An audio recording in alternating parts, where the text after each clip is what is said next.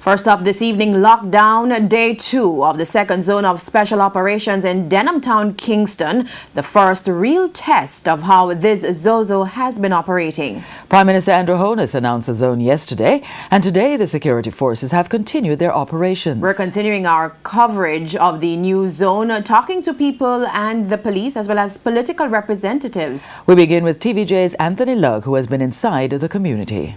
Media houses were given the green light to enter the zones of special operations about 11 on Tuesday, just 24 hours after the Prime Minister made the announcement about the second zones of special operations. When we entered the zone, things seemed pretty normal.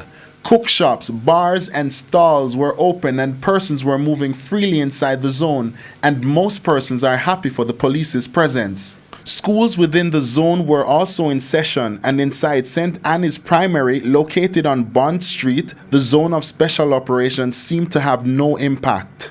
We spoke with the principal. We were not here yesterday because it was our midterm break. But coming here this morning, things seem quite normal once you get within the walls of the school.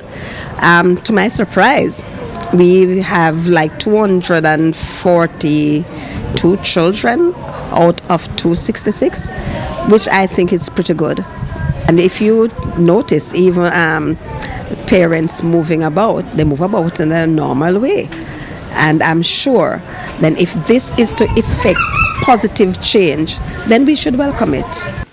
The security checkpoints seem to have been strategic. However, for some like this lady, there has been some inconvenience.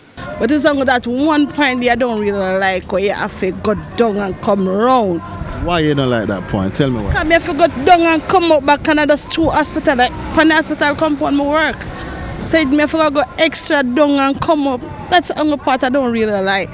But everything is good. Me sleep in my bed, me sleep more comfortable now. Me not hearing a shot and everything good.